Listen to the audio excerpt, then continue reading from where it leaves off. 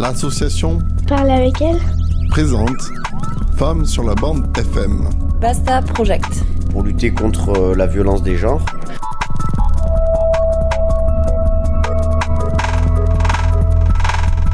Basta Project, pour toi, c'est quoi? Stop. C'est stop.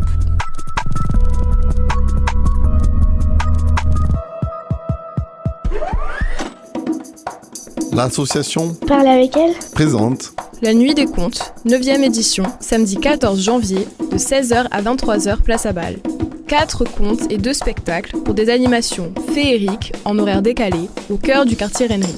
Contes, magie, poésie et merveilles au programme. Samedi 14 janvier, Nuit des Contes, 2023. Entrée libre. Let me entertain you.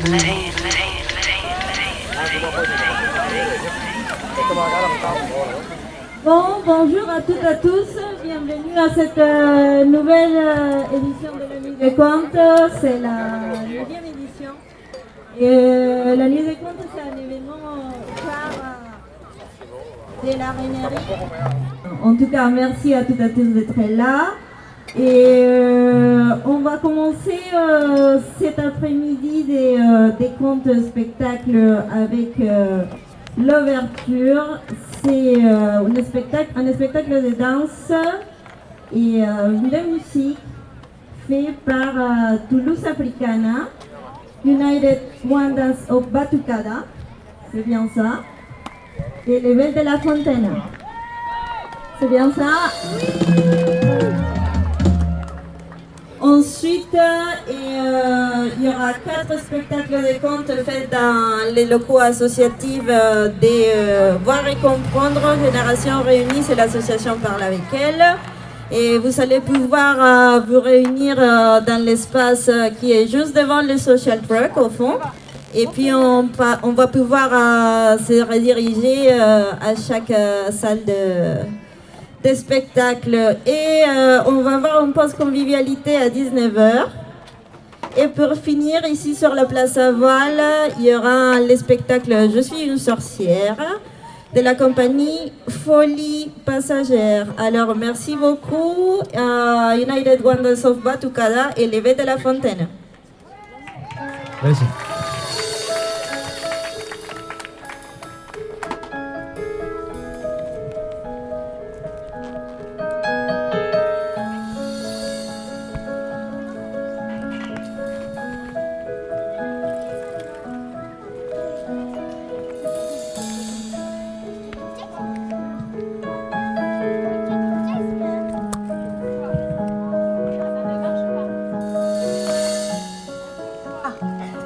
Autrefois, quand le monde n'était pas, dans la nuit des temps, tout était feu et roches ardentes. On l'enfuit, le Tout-Puissant, voulant créer le monde, convertit la vapeur de ses flammes en nuages. Depuis les nuages tomba la pluie qui éteignit le feu. Dans les énormes trous entre les roches se forma Oloku, le terrible océan tant redouté. Mais la mer est aussi source de vie. L'eau pénétra dans les veines de la terre pour que vie se propage. Des Mayas, c'est la mer. Et elle est mère de toutes les eaux. Elle est le sang de la terre. Il est dit aussi que Yemaya était généreusement présente partout quand soudain, elle eut mal au ventre. Donia, 11 ans et demi. Il y a une petite fête des contes, un spectacle de contes. Je suis venue ici pour lire des contes. Non, moi j'ai appris à lire des contes quand j'étais en CP, mais là je lis des contes normalement. Alors moi je suis Lise Floré et je suis coordinatrice du Social Truck, donc au sein de l'association AFEV. Et donc là aujourd'hui on était présents sur cet événement pour accueillir le public et on a proposé une petite animation sur les contes du monde. Voilà. Après je vais lire un livre. Baba Yaga. Alors est-ce qu'il y en a d'autres qui savent? Oui, j'en ai vu un qui vient de l'Europe. Et c'était très chouette. Vers 16h, au début où les gens sont arrivés, c'est vrai que ça attire l'œil de voir le Barnum, de voir des choses dans l'espace public. Donc ça a attiré quelques personnes. Et puis c'était bien d'avoir un espace de lecture. Les enfants pouvaient s'arrêter, les familles aussi. Voilà, donc très bien. Et puis après, c'était quand les gens revenaient pour les informer. Donc ça s'est très bien passé. Il y a un truc à gagner? Oui, il faut voir les histoires. Il y a différentes histoires. Et il faut dire ils viennent de où. Et alors celui-là, c'est quoi? Qu'est-ce que tu as dans les mains? J'ai Baba Yaga. Et on essaye de chercher de où il vient, de quel continent. Il mène 8 ans et j'aurai bientôt 9 ans. Alors on est pas mal sur la Rennerie, notamment sur les stands vie de quartier. Donc c'est tous les jeudis matins lors du marché de la Rennerie et on intervient avec les centres sociaux et d'autres associations comme Parle avec elle. Et voilà, et on essaye d'aller vers les habitants, de monter des projets avec eux aussi. Alors vous pouvez nous contacter sur le site de l'AFEV, AFEV Toulouse. Voilà. Pour des volontariats en service civique, mais aussi s'il y a des projets à faire ensemble sur le quartier, ou ailleurs d'ailleurs. Merci.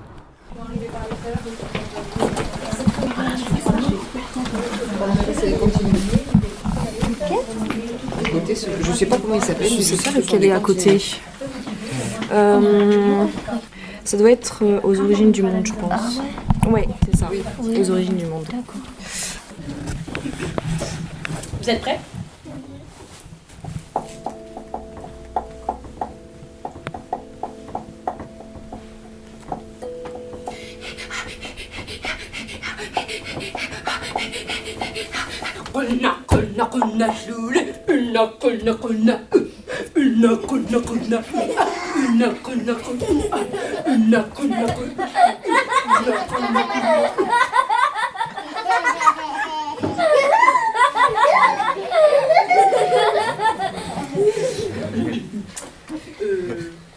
J'ai gagné.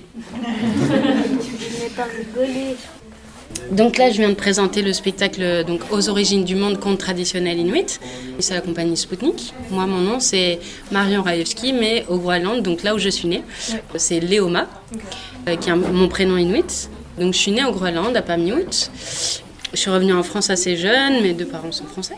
J'ai une formation de comédienne et tout ça. J'ai monté ma compagnie en 2009. Et puis, ça fait 6 ans que j'ai monté ce spectacle-là, qui était aussi une demande de mes amis, parce que je racontais souvent les histoires de mon pays. Et comme je suis comédienne et que j'avais la compagnie, en fait, ils m'ont dit « Ah, mais pourquoi tu fais pas un spectacle sur ton pays ?» Donc voilà, j'ai monté ce spectacle. Oui, c'est un jeu qu'on fait au Groenland, qui se fait à deux, et qui est surtout fait par les femmes, des petites filles jusqu'aux grands-mères. Et en fait, on se met à deux comme ça. Ça ressemble un peu à un jeu qu'on fait en France. Je te tiens, tu me tiens par la bichette. Le premier de nous deux qui rira aura une tapette. Bon, au Groenland, on se met pas de tapette. Hein. Jamais. Il y a des vidéoprojections, donc j'ai un grand parachute derrière moi qui fait comme une banquise ou un peu comme un igloo. Et du coup, il y a de la projection. C'est des dessins originaux d'une peintre suisse qui a fait des dessins à l'encre de Chine. Alors, c'est pas des dessins animés, c'est vraiment des dessins qui sont projetés derrière moi et qui vraiment m'entourent. Et l'idée, c'est qu'ils servent de décor ou d'appui par rapport à mes histoires. Donc, les contes que je raconte dans le spectacle, c'est vraiment des contes qu'on appelle des contes de la cosmogonie, c'est-à-dire originels. C'est des contes qui vont expliquer en fait la naissance de certaines choses. Ayung il a tite. Alors, si vous dites Ayung il a tite, c'est que vous me posez aussi la question. Et moi je répondrai Ayung il a parce que je suis super prête. On réessaye. Donc c'est Ayung il a. Ayung il a tite. Ayung il a. Donc j'ai été invitée par l'association Parle avec elle dans le cadre du festival La Nuit des Contes. Et du coup, là, les contes que je raconte, c'est les origines du jour et de la nuit, les origines de la naissance du narwal. Et normalement, j'en ai un troisième qui est sur la réincarnation pour les Inuits. Et donc voilà, et j'ai plein d'objets. Donc j'ai des kamiks, c'est chaussures en inuit, j'ai un os de baleine, j'ai des petites kamiks quand j'étais petite, j'ai un tambour de vague. J'ai une sensula aussi qui m'accompagne, c'est un petit instrument de musique qui fait un son qui, moi, Alors, c'est pas un instrument groenlandais, mais c'est un instrument que des luthiers ont inventé en mettant une kalimba, qui est un instrument plutôt africain, dans un tambour plutôt d'Amérique du Nord, donc qui pourrait faire penser au tambour qu'on retrouve au Groenland. Et c'est un son vraiment très, très agréable, je vais vous en faire un petit peu.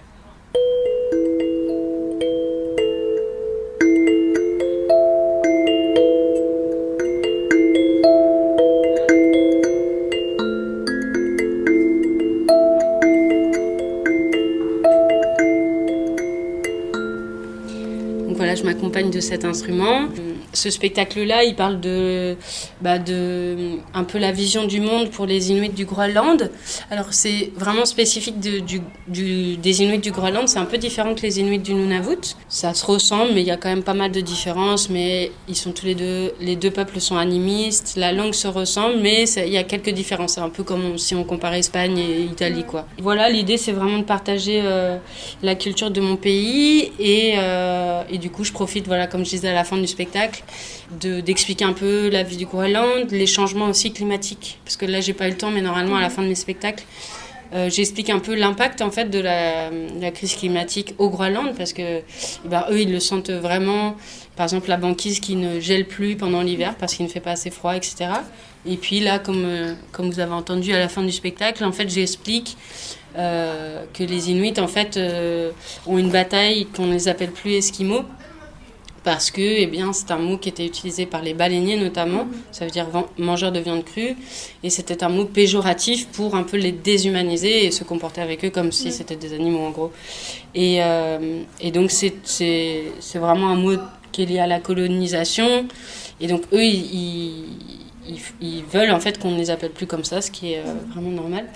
Et Inuit, ça veut dire ceux qui marchent sur deux jambes, ça veut dire être humain. Je fais la promotion aussi de cette culture-là à travers mon spectacle, et je suis assez fière de pouvoir partager ça. Voilà. Et puis voilà, dans le cadre de ce festival, c'est un public voilà, qui n'a pas forcément l'habitude de connaître cette culture-là, et donc c'est chouette de pouvoir leur faire découvrir ça et partager ces moments. Moi, ce soir, je vous ai raconté 2 histoires. Et bien maintenant, pour que ces histoires continuent de vivre, c'est à vous de les raconter. Oui, à toi aussi. À toi, à vous tous et toutes. Et si vous les racontez, même si vous ne vous souvenez pas de tous les détails, même si vous racontez que en résumé, etc., ces histoires commenceront à vivre ici, à Toulouse. Et puis surtout, si vous faites cela, ce sera un petit morceau du Groenland, Kalaallit Nunaat, qui va commencer à vivre dans votre cœur. Alors, je vous dis Qoyanak, c'est merci en Inuktitut. Je vous dis merci en avance, car j'espère que vous allez le faire. Qoyanak.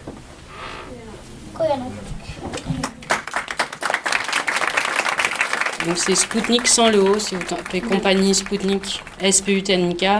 Sur tous les moteurs de recherche, vous pouvez trouver notre site internet. Et il y a les contacts et tout ça. Voilà, super.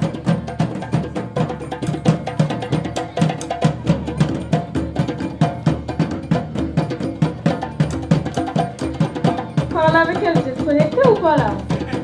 Vous êtes prêts ou pas? La Nuit des Contes, 9e édition, samedi 14 janvier, de 16h à 23h, place à Bâle. 4 contes et 2 spectacles pour des animations féeriques en horaire décalé au cœur du quartier Rennery. Contes, magie, poésie et merveilles au programme. Nuit des contes 2023. Entrée libre.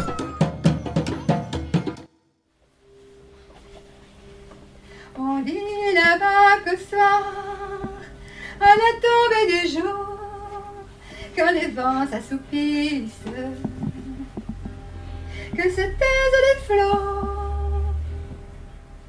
que s'apaise la houle, de l'onde surgit une sirène, dont la conque magique s'accorde à l'univers. De l'onde surgit une sirène, dont la conque magique s'accorde à l'univers. En l'entendant, bombe volant et cime montueuse, font un écrin de pierre à cette musicale bruine, soutenant sans sein la colonne d'harmonie.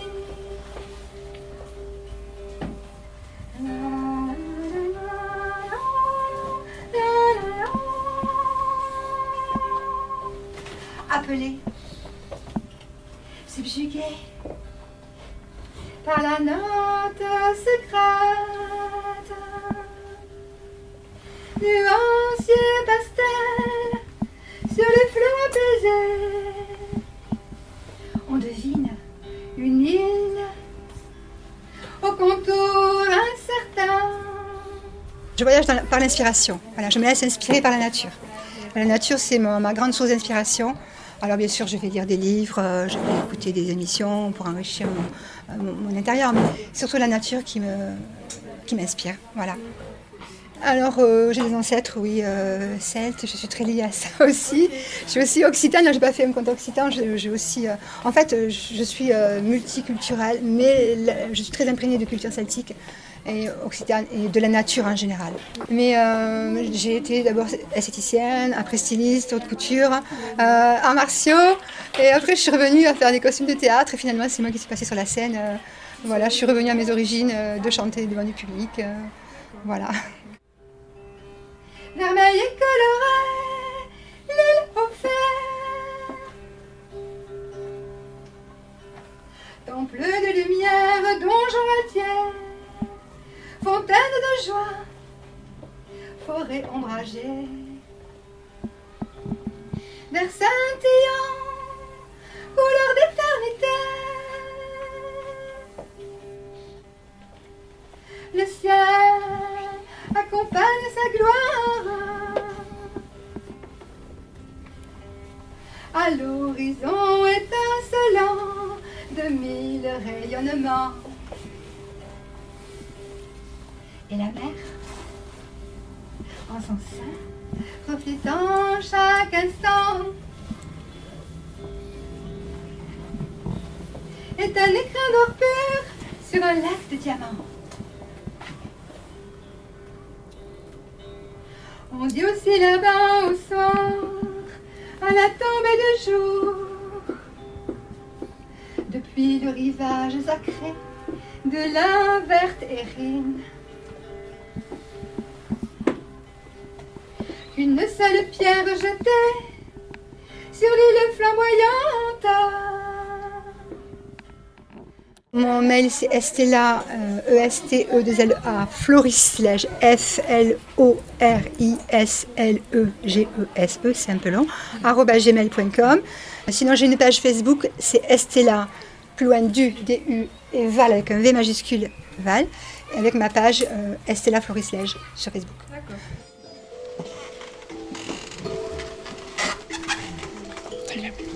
Tout le monde sont là? On est là, ouais. Ah non, c'est bien. Vous pouvez vous mettre devant si vous voulez, hein, ce sera mieux. On a même le droit de s'asseoir par terre si on en veut.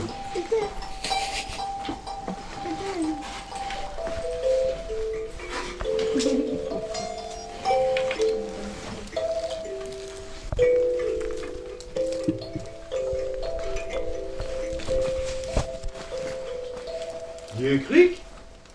Il y en a qui sont au courant, pas tout le monde.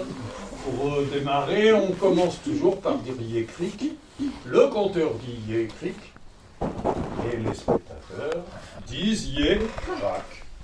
Et si je dis Yé Mysticric, vous dites Yé Mysticrat.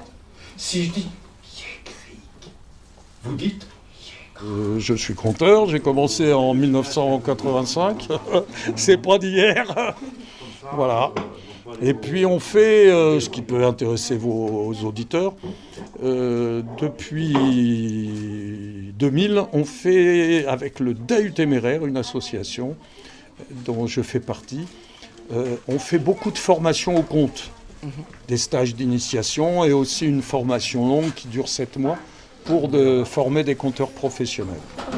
Voilà, donc s'il y a des gens intéressés, ils vont sur Internet, ils tapent DAU Téméraire, D-A-H-U, Téméraire, et ils nous trouveront. Ou ils tapent mon nom, François Hermel, ils me trouveront aussi. D'accord. Est-ce que c'est une vérité? Non. Non, mais c'est une insulte. C'est inventé, le corbeau et le renard. Oui, mais c'est une insulte. Non, c'est pas une insulte. Mais à la fin, qu'est-ce qu'on dit? Comment on dit? Tout flatteur vit aux dépens de celui qui l'écoute. C'est vrai ou c'est pas vrai, ça? Ben, c'est vrai. Donc, c'est un mensonge, puisque la fable n'est pas vraie. Mais ce mensonge dit une vérité. C'est que tout flatteur vit aux dépens de celui qui l'écoute. Et ben voilà, je suis conteur, je suis un menteur. Mes histoires ne sont pas vraies. Mais dans chaque histoire, il y a de la vérité. Donc, je suis un menteur qui dit la vérité. Donc, il faut le faire.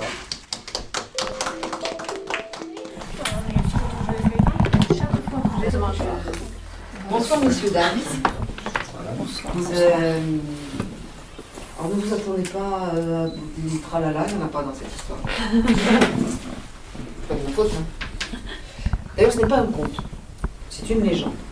Quand elle est arrivée à moi, elle s'est présentée comme une légende venant d'Arménie. Et puis je l'ai retrouvée, elle disait qu'elle venait d'Iran.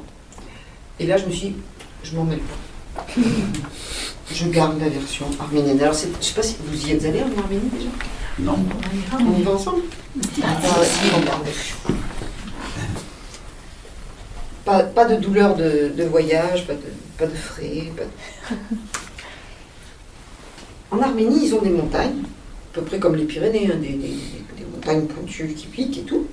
Et ils ont des montagnes qui ne sont pas du tout comme ça aussi. Ils ont des montagnes en fait qui commencent comme des collines, donc c'est très rond. Mais ça monte, ça monte, ça monte, ça monte, et ça finit pointu. C'est rigolo. Comme on dit souvent que le paysage influence l'architecture, quand on regarde certains châteaux d'Arménie, les toits des tours sont comme les collines. Et justement, dans ce château-là, il y a Sa Majesté. C'est la reine qui vous a sauvé. Et pas seulement aujourd'hui, en levant l'armée, en battant. Elle vous a sauvé il y a 15 ans, en exigeant de moi que j'ai un métier. Si nos dirigeants actuels connaissaient cette histoire, le monde irait peut-être mieux.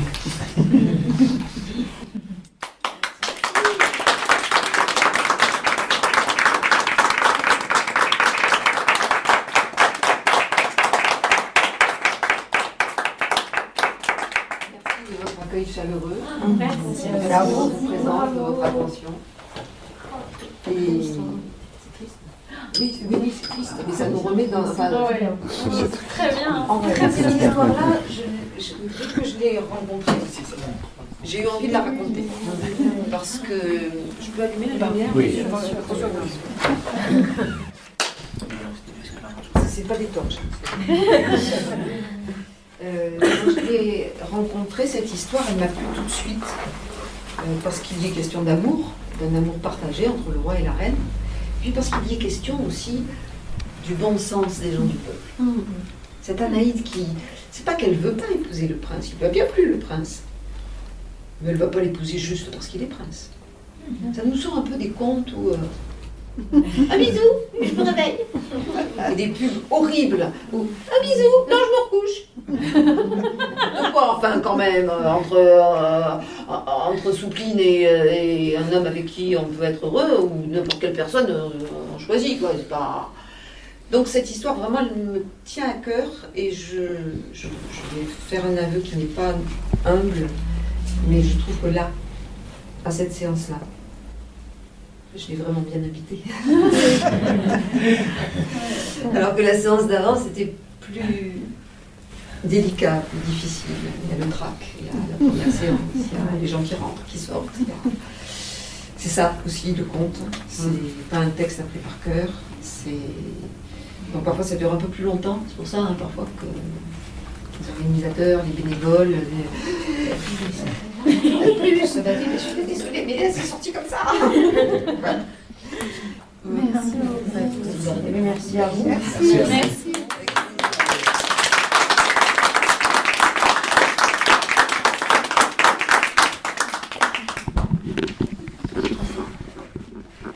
Laura Campagné, conteuse, danseuse et bientôt art thérapeute.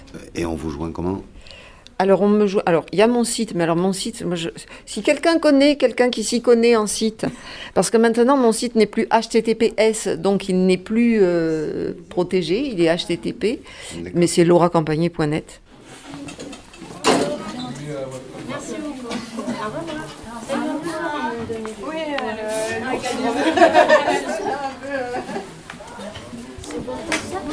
C'est pas mal, regarde ça. Je prends cette petite balle, je la mets ici à l'intérieur de la main, d'accord ? Le but du jeu, c'est de ne pas perdre la balle des yeux. La balle est où ? Dans la main, on est d'accord, hein ? Donc je prends la petite balle, je la mets ici à l'intérieur de la main, d'accord ? Le but du jeu, c'est de ne pas perdre la balle des yeux. La balle est où ? Oui, parce que des fois on croit qu'elle est là, mais non, elle est là, hein ? Ok ? Alors donc, je prends la petite balle, je la mets ici à l'intérieur de cette main. Je prends cette balle, je la mets dans ta main. Tiens, regarde, donne-moi ta main. Hop, serre fort, parfait. On met pouce contre pouce. Avec l'autre main, on fait shtack. Ça sert à rien du tout le shtack. Mais c'est juste que là, regarde, j'ai plus rien moi dans ma main. Ouvre ta main. Trop réceptif, Wissam. Hein.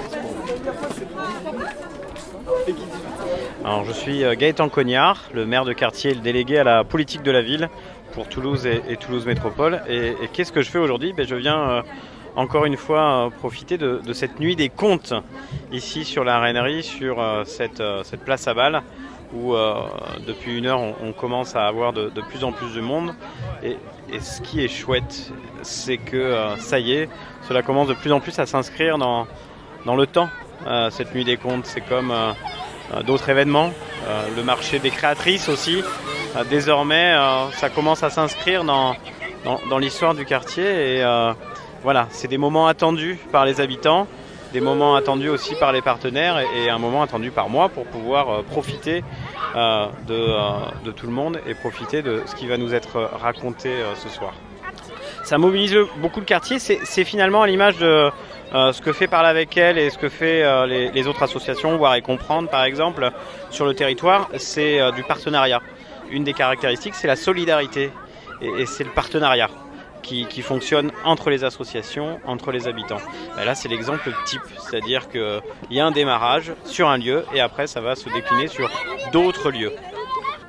Les questions d'espace public, c'est primordial dans ces événements. Pourquoi ? Parce qu'on occupe l'espace public, on rend tangible, on donne envie d'y venir. J'ai souvent à dire, notamment que la politique de la ville, c'est 3 objectifs. C'est comment on fait en sorte de donner envie de venir dans nos quartiers, à la journée ou pour y vivre, comment on fait en sorte de donner la possibilité d'en partir à un moment donné, à la journée ou pour un nouveau projet résidentiel, et comment améliorer le cadre de vie aussi du quotidien, c'est pour les habitants. Donner envie d'y venir, c'est en faisant des événements comme ça, sur l'espace public, pas à l'intérieur dans le local, dans l'entre-soi, c'est important. Et comment nous, et on essaye de faire en sorte à la mairie de favoriser ça au maximum et faciliter ça pour les associations et nos associations de quartier notamment.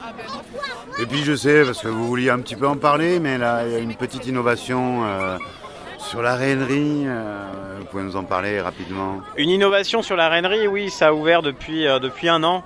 Alors, on le sait, la rainerie est un quartier qui bouge aussi par les associations, ça a été dit, mais notamment dans le cadre du renouvellement urbain. Il y a une nouvelle maison de la citoyenneté, une nouvelle mairie de quartier qui a été installée il y a un peu plus d'1 an et demi. Et puis l'ancienne mairie, plutôt que de rien en faire, on a souhaité avec la mairie que ces locaux, plutôt que de les laisser vides, c'est de les mettre à disposition de structures pour qu'elles puissent faire du développement économique, notamment en faveur de l'entrepreneuriat féminin particulièrement aussi. Et donc cette ancienne mairie de quartier, il y a un petit peu plus d'une trentaine de structures qui sont là, des infirmiers, des structures associatives qui sont là pour faire vivre de manière temporaire avant la démolition qui sera là dans 2 ans de cette mairie de quartier. C'est de l'urbanisme transitoire. C'est comment favoriser l'utilisation des lieux, l'usage des lieux le plus efficace possible, le plus efficient. Dans notre contexte climatique, dans notre contexte de sobriété nécessaire, il faut qu'on ait une attention toute particulière dans les lieux et les espaces qui sont vides pour les utiliser au mieux. Pour finir, ici sur la place Aval, le spectacle Je suis une sorcière de la compagnie Folie Passagère. Alors merci beaucoup. Il était une fois une vieille sorcière. Elle était si laide qu'il était impossible de la regarder plus de quelques secondes sans s'évanouir. Elle vivait seule, dans une petite chaumière au fond des bois. Les gens du village la craignaient tellement qu'ils n'osaient s'aventurer dans la forêt. Et ils apprenaient à leurs enfants à ne jamais s'éloigner de la lisière. Car comme elle était seule, vieille et laide, elle était aussi très dangereuse. Parfois, on la trouvait au bord des sentiers, en train de ramasser des baies, des mauvaises herbes ou des petits reptiles pour fabriquer ces affreuses potions maléfiques. À cette époque, les forêts d'Europe commencèrent à se peupler de ces inquiétantes présences.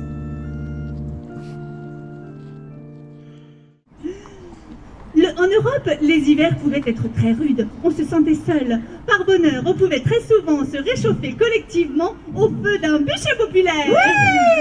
Oui. Les sorcières ne pouvaient pas produire de larmes. Heureusement, les grands inquisiteurs étaient malins et savaient différencier la salive qui coulait de leurs yeux lorsqu'elles suppliaient de stopper les tortures.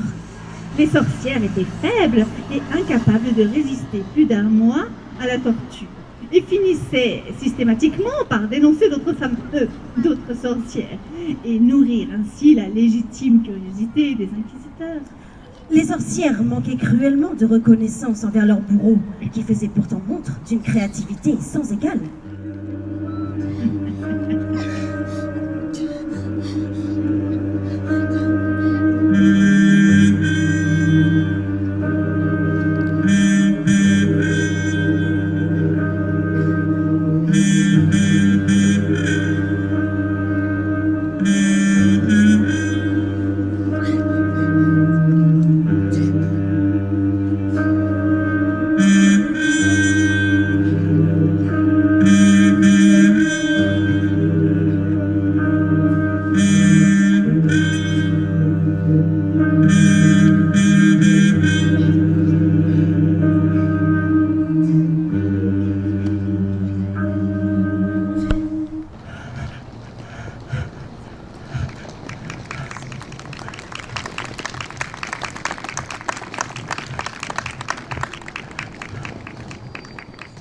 Voilà pour cette 9e édition de la Nuit des Contes au cœur de la Rainerie avec l'association Parle avec elle.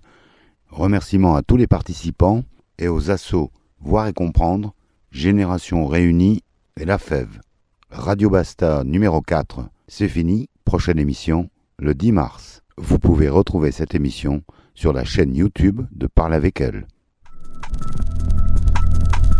C'était Femmes sur la bande FM.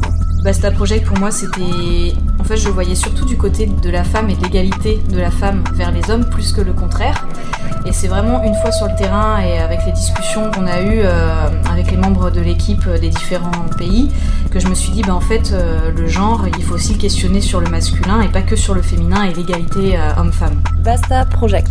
En France, à Toulouse, en Algérie, à Oran et à Berlin et Caserta, Italie. Et je profite puisque c'est une radio de Toulouse. Merci à vous, Radio Campus. Femmes sur la bande FM. Basta Project. Coproduction. Parle avec elle. Et Radio Campus.